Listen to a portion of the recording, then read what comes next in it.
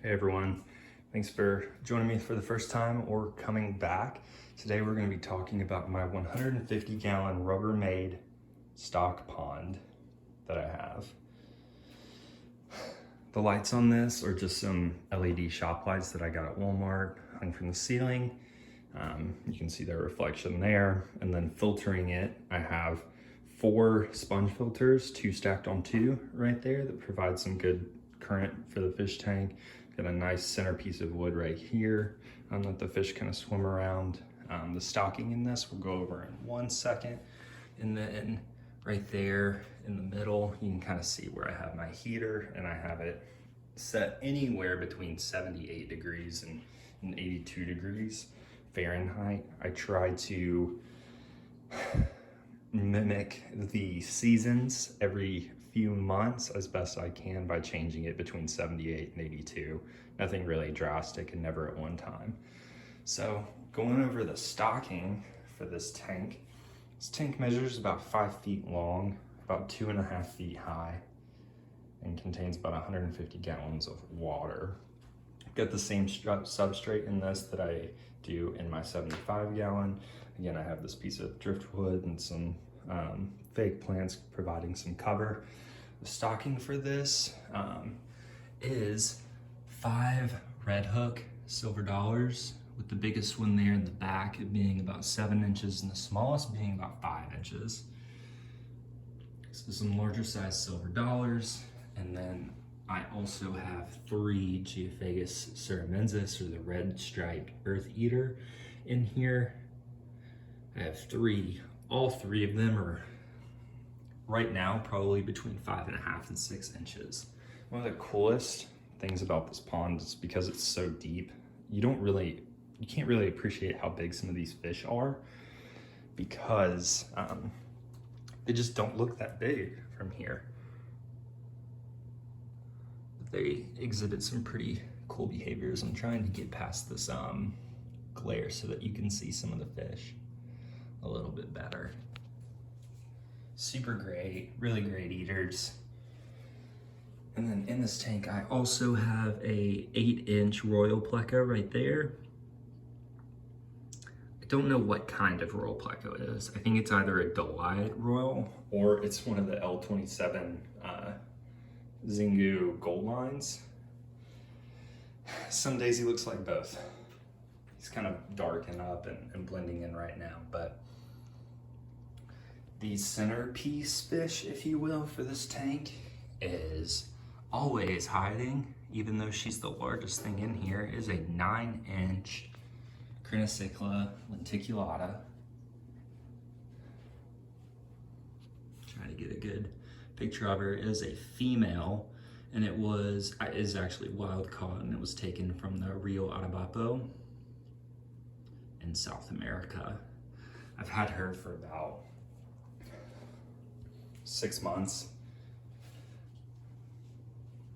She's been in there pretty much the whole time with the red hooks. The Geos were introduced about 2 months ago, and she leaves pretty much everything in here completely long. Sometimes her and the Royal Pleco will go back and forth, but none of the Geophagus even have ripped fins. It's actually pretty cool that she, even though they're known to be very aggressive fish, she just kind of lets everybody do their thing. The Geos actually kind of push around the red hooks. They're more so the tank boss in here. So, and like I said, none of them have ripped fins, as you can see. They all look really great and are starting to come into their adult coloration. She is not quite full grown, even though she is about 9 inches. She is probably gonna get to be about somewhere between 12 and 13, I'd imagine. So she's still got some good growth ahead of her. I tend to feed this tank a mixture of fiber bites for the Geos, sometimes bug bites like crush down. They seem to enjoy that. The red hooks will eat anything. And then the Royal Pleco munches on the wood and the biofilm on the sides of the stock tank that grows from the light. And then she takes silver size. You'll see one right there that she hasn't quite gotten to yet. but she'll get some adult coloration on her eventually. Being from the Rio Atabapo, she does have a lot more reds than other lenticulatas that I've seen, but she's still in her subadult coloration. She'll get there, and she'll become less shy eventually. So a lot of the fish like to hang out back here under this cover, which, you know, that was the point of it. So I can't really be mad about it. But every once in a while, I do get a good view of them.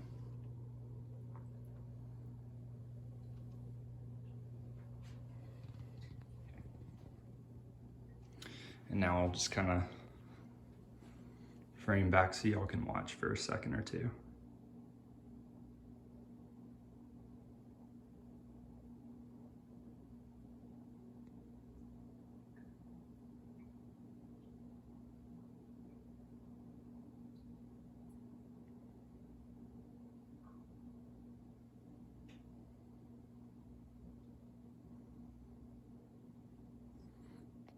You can kind of see there, the Geos are the tank bosses of this, funny enough. If they don't like where the red hooks are, they let them know. If they don't like where other Geos are, they let them know. Kind of got their own territories. That one tends to stay back there. There's another one that likes to stay right there. And then the other one just kind of goes back and forth between the two. I think I have 3 males, but when I vented them, one did look like it could be a female. So if they start spawning in here, cross that bridge when we get there. And then a brief overview of my 75. I did recently rescape it. I think it looks a lot better. I rescaped it because I wanted to provide her with a better, if anyone doesn't know, this is my Crenicichla Proteus pike that are commonly found in the Rio Nene. Is a female, as you can see from her white and red stripe and that dot on her dorsal fin, as long as this purpling belly. She's a beautiful fish. I wanted to give her a couple different places to hide and make this tank more appropriate for once upon a time when I do get a male. I want that male and her to have plenty of different type of cave structures to spawn in. I am going to be adding some more wood, hopefully some like lily type plants, like either a dwarf lily or some banana plants in here, just for more cover above, and because I like the way the stems look kind of tangled about the tank. But I do have some larger growing stuff in here like Java fern and whatever this plant is. I think it's like a dwarf sage, who knows. But she is absolutely loving this tank. Fish y'all did not see in here last time is actually this 8-inch striped Raphael catfish.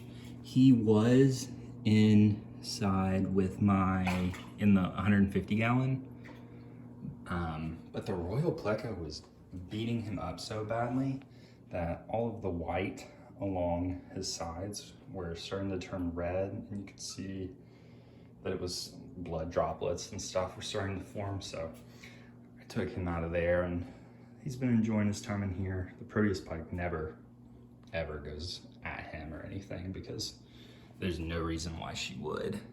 He's way bigger than her. As I'm waiting for a male, I did do something a little reckless.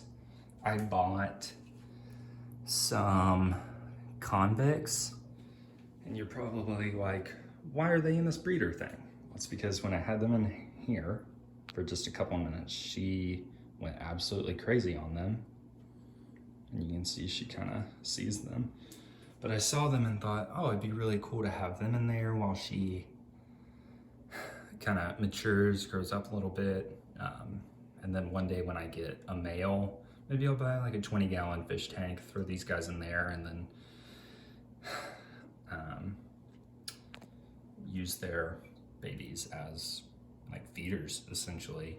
This female, you can see she got beat up, same with the male, but they look really good. And the blue shimmer, especially in her, is just really, really great. So if they breed in here, cool. If not, whatever. I don't really know what I'm gonna do with them right now. It was probably a bad decision to get them, but I have them, and until I decide what to do with them, they're gonna stay in here. She's just eyeing them down, but they're okay in there for now. The air pump pushes water in there and then it comes out, so there is water circulating there, it's just not sitting there. So,